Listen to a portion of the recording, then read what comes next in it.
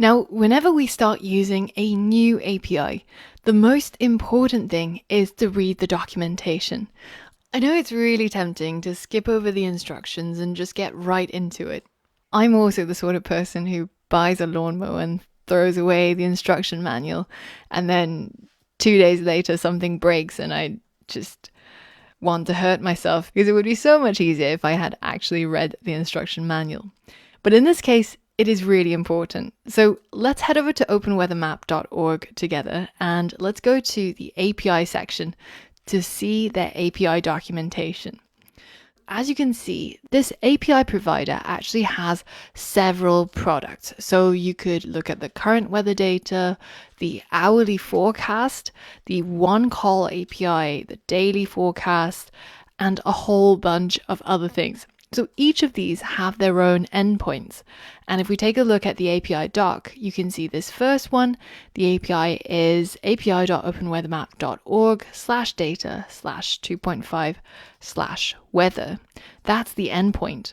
Whereas the hourly forecast is pro.openweathermap.org/data/2.5/forecast/hourly.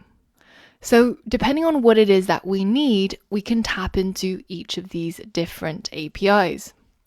Let's start off with an easy one. Let's try and get the current weather data for the city that we're in. You can see that this part is the endpoint, so the URL that we're going to tap into. And then we have some parameters. The parameter where we can specify the city name is Q. So that's the name of the parameter, and then we have to provide a value.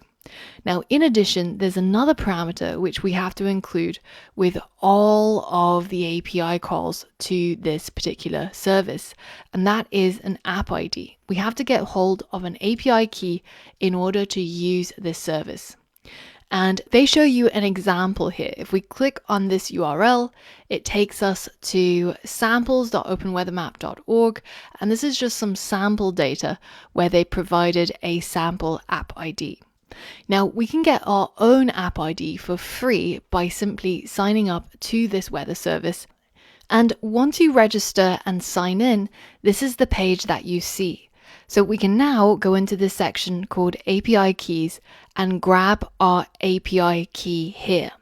So you can create as many keys as you want, and you can provide a name that's associated with the final usage for that key. So I've named it Python, and now I'm going to copy this API key and I'm going to place it into my project. So I've started a new project called Rain Alert, and inside the main.py, I'm going to create a API key, and I'm going to save that key that I copied into a set of double quotes as a string. Now, once I've got my API key, I can actually test out this API call. So I can replace this part with my city name, which is London, and then I can add my country afterwards just to make sure that it goes to London, UK, and not London, Ontario, or somewhere else. And then finally, I'm going to paste in the API key that I copied over just now. And now when I hit enter, and as long as my API key is valid, I should get a result in the format of my weather data. Now, I want you to make sure that your API key works as well by using the same method.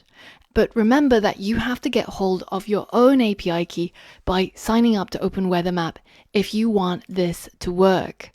Make sure that you replace this part with your own API key. Otherwise, it's not going to work.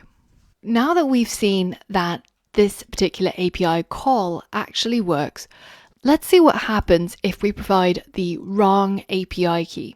So if I just make up an API key and hit enter, you can see we get a code back, which is an HTTP code called 401. And we can also get a message telling us that that's an invalid API key, and we can go to this URL for more info. Now, remember, in previous lessons, I mentioned that HTTP status codes are the codes that we get back when we try to talk to another server.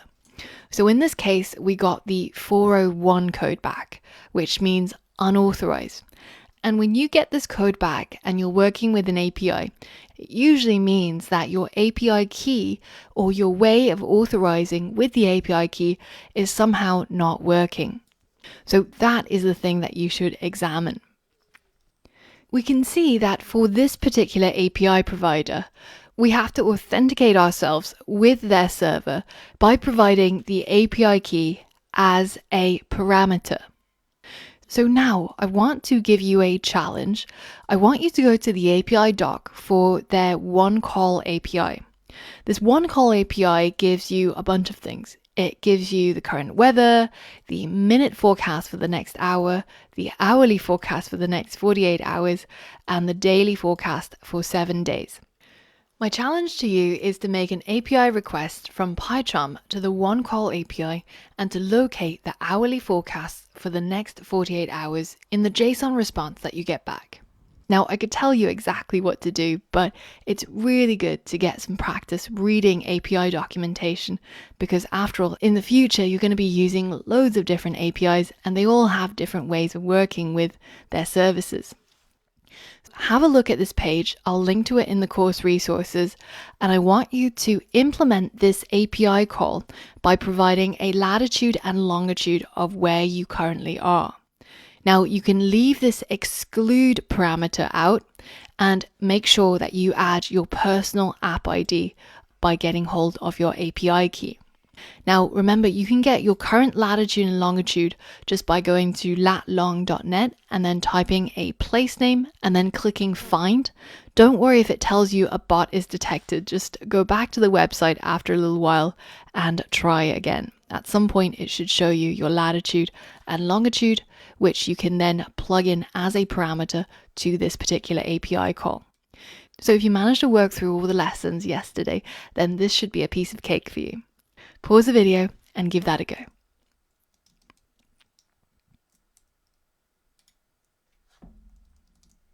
All right, so if that was hard at all, make sure that you've not skipped yesterday's lessons because I go through in detail how to hit up a API endpoint, how to provide parameters, and how to essentially complete this challenge. But hopefully you managed all right and you're just here to check the solution. As always, we're going to start off by importing our requests package. Remember that if you're creating this file from scratch and you haven't downloaded it from a zip file, then you'll have to install this module manually. So if you click on it in PyCharm, you get a little red light bulb, and then when you click on the down arrow, you can install that package. Simple. Now, once you've got requests installed, we can use the get method to pass in our endpoint. Now, the OpenWeatherMap endpoint is the one that we see in the API docs. So it's everything up to, but not including the question mark. So all of this. And we can paste that in and save it as a string. That is what we want to make our get request to. So OWM endpoint. And in addition, we're going to provide some params. So this is going to determine what kind of data we get back. And in this case, it's going to be the weather for a particular location that we're interested in. Let's create our weather params. And this is going to be a dictionary. And we have to follow the keys that are provided in the API docs. So the parameters that we can provide for this API are lat, which is the latitude, lon, which is longitude, and a lot of people make typos here because they add a G. It's actually just LON. That's the name of the parameter key. And then there's exclude, which tells you which parts of the weather data you want to exclude. And finally, the app ID, which is your API key that you got earlier on. In our case, we want to provide a lat, the latitude, we want to provide a lon, L-O-N, which is the longitude, and we also want to provide our app ID. Now, our app ID is simple. It's simply the API key that we got earlier on. And again, just as a reminder, this key is not going to work. You'll have to register and get your own for it to work. Now, the latitude we're going to figure out by using latlong.net. So I'm trying to get the weather for where I currently reside, which is London. So my latitude is this value and my longitude is this value. Make sure that you copy everything, including any negative signs like this. So these are going to go in as floating point numbers. And now that we've completed our weather params, we're going to pass it in to this method. And now we can save the output that comes from this as the response. And we can print the response.status code to see if it was successful. So now let's go ahead and run our main.py. And you can see the response code we get back is 200, which means everything is A-OK. Now, if you get a response code that's 401, that means your API key is probably not valid, or you've misspelt the name of that key. It should be app ID, all in lowercase, as they've shown us in their documentation. If you did get 200 though, that means everything was successful and we can now tap into the actual data. So let's tap into the response.json and let's print that out. So there you have it. We've got all of the data here that came back from that API call. And if you scroll, there's actually quite a lot of data that's in there. Now, in order to view this, it's not very easy to look at it in the console. So I'm going to triple click on this and copy all of that string. And I'm going to view it in an online JSON viewer. So I'll link to this as well, but you want to paste that JSON you got back into this and you can see, wow, what a mess, so much data. But if you click on viewer, then you can see it's nicely formatted all of that data for us to get the current data, or you can get the hourly data or the daily data. So this is the data that's effective for this latitude and longitude, and this is the current time zone we're in. So in my case, I want to know the hourly data for the next 12 hours. So I can expand this list, and you can see there are 48 data points here. If we take a look at each of those, they give us a timestamp for when this predicted weather is valid, the temperature in kelvins, the pressure, humidity, but also the actual weather data. The weather data is a list which contains a bunch of dictionaries. In this case, there's only one, and it's telling us that right now, where I am in London, there's scattered clouds, which is pretty normal if you've ever been to London. At least it's not raining. We've now managed to use this OpenWeatherMap API, authenticate ourselves with an API key, and get the required data back from this service.